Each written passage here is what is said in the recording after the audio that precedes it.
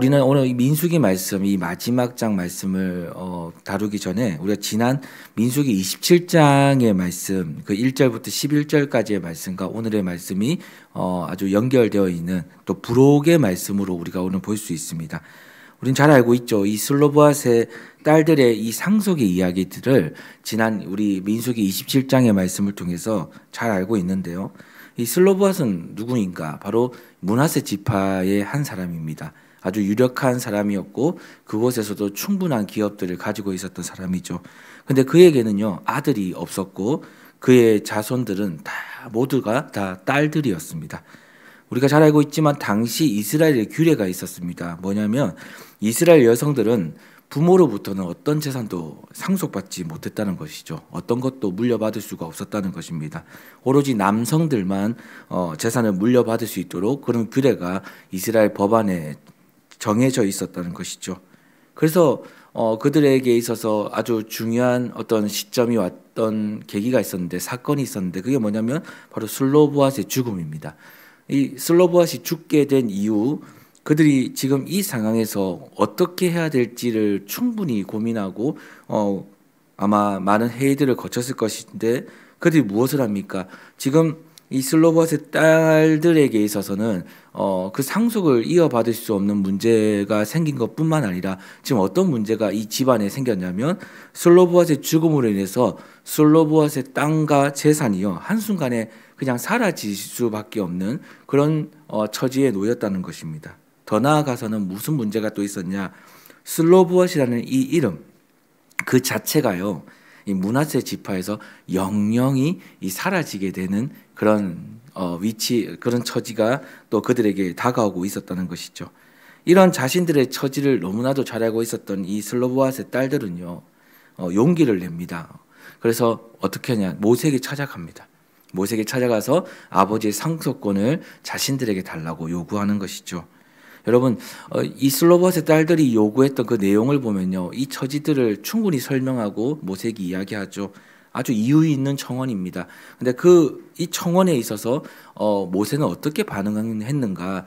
비록 규례가 있었습니다. 정해진 규례, 모두가 지금 이 규례에 맞춰서 지나가고 있고 살아가고 있는데 모세는 이들의 처지를 놓고 무엇을 하냐면 자신의 생각과 자신의 방법을 먼저 구하는 것이 아니라 먼저 그 문제를 하나님 앞에 가져갑니다. 이들의 처지를 기억하고 이들의 청원을 기억해서 하나님 앞에 가져가 그 하나님께 이 문제를 아뢰죠. 그런데 여러분 참 신기합니다. 27장의 말씀을 이렇게 다시 한번 우리가 보면요. 이 규례와 법도가 분명히 정해져 있는데도 불구하고 하나님은요. 이 슬로보앗의 딸들의 요청을 수락해 주는 거죠. 응답해 주셨다는 겁니다. 그들의 간절함과 그들의 처지를 아랬을 때 모세가 그걸 대변하여 기도했을 때 중보했을 때 그 중보의 기도를요 하나님이 그들의 처지를 기억하고 그들의 삶을 아시고 수락했다는 것입니다. 그리고 그녀들이 아버지 슬로보앗의 땅과 재산을요 상속받을 수 있도록 이것 유산 상속이라고 하죠. 유산 상속에 관한 이 새로운 법규를요 다시 제정해 주십니다. 법을 바꿔 버리는 거죠. 이게 너무나도 큰 일입니다. 우리가 말하면 개혁이 일어난 것이죠. 이전에는 남자들만 상속받을 수 있었던 이 일에 이젠 여성들까지 이 일로 인해서 슬로보앗의 딸들의 이 요청으로 인해서 또 이 모세가 주님께 그것을 가지고 기도함으로 말미암아 그냥 어떤 한 문제만 해결된 것이 아니라 모두의 문제로 이것이 해결되어졌다는 것입니다. 근데 여러분 오늘 이 말씀, 오늘 이 민수기 36장의 말씀을 넘으면서 우리가 다시 알게 되는 것은 뭐냐면 이 슬로보앗의 딸들의 요청으로 인해서 지금 아버지 유산을 남성뿐만 아니라 여성들도 유산을 물려받을 수 있는 이 법규와 이 규례가 다시 재정비는 되었지만 이 법규 안에는 문제가 있었다는 것, 문제가 발생할 여지가 있었다는 것을 오늘 36장의 이야기를 통해서 알게 된다는 것이죠. 그게 뭐냐? 오늘 본문의 이 이야기를 보면 이렇게 나와 있습니다. 슬로보앗의 딸들이 다른 지파의 출신의 남자들과 결혼할 경우를 이야기해요. 그러니까 지금 유산을 상속받았습니다. 근데 이 딸들이 만약 므낫세 지파가 아니라 다른 지파의 남자들과 결혼을 하게 될 경우는 어떻게 되느냐라는 거죠. 좋은 의도로 좋은 취지에서 또 응답 가운데서 이 개혁이 일어났지만 이 법규의 재정비가 재정이 일어났지만은 그럼에도 불구하고 그 안에는 우려가 일어날 여러 가지 또 다른 문제가 발생할 여지가 있었던 것을 오늘 이 슬로보아스의 이 36장에 넘어오면서 므낫세 지파의 수령들에 의해 이런 문제들이 다시 한번 제기됩니다. 모든 일에는 완벽한 일이 없다는 것이죠. 근데 그냥 넘어갈 수 있는 일이지만 오늘 이 이야기가 오늘 불거지면서 이 가능성에 대해서 이 문제의 가능성에 대해서 제기를 하는데 오늘 이 일을 하나님은 어떻게 풀어가시는가? 하나님은 이 상황 속에서 모세에게 이렇게 명령을 내리십니다. 오늘 본문 5절에서 9절의 이야기인데요. 이 말씀을 제가 한번 읽어드리겠습니다.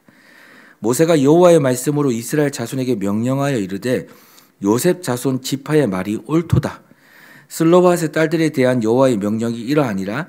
이르시되 슬로바앗의 딸들은 마음대로 시집 가려니와 오직 그 조상 지파의 종족대로만 시집 갈지니 그리하면 이스라엘 자손의 기업이 이 지파에서 저 지파로 옮기지 않고 이스라엘 자손이 다 각기 조상의 지파의 기업을 지킬 것이니라 하셨나니 이스라엘 자손의 지파 중 그 기업을 이을 딸들은 모두 자기 조상 지파의 종족되는 사람의 아내가 될 것이라.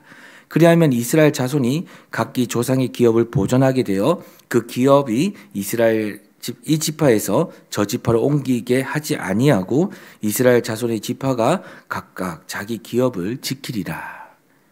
여러분 결과적으로는 이겁니다.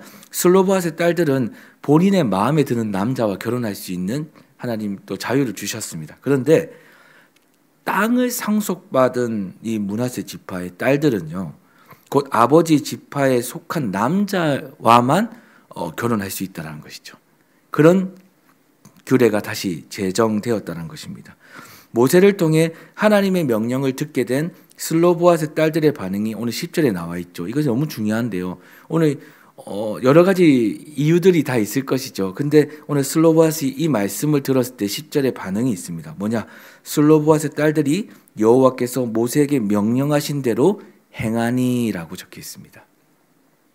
여러분 슬로바앗의 딸들이 보인 모습은 뭐냐면 하나님께서 모세를 통해 주신 명령에 대한 순종이었습니다.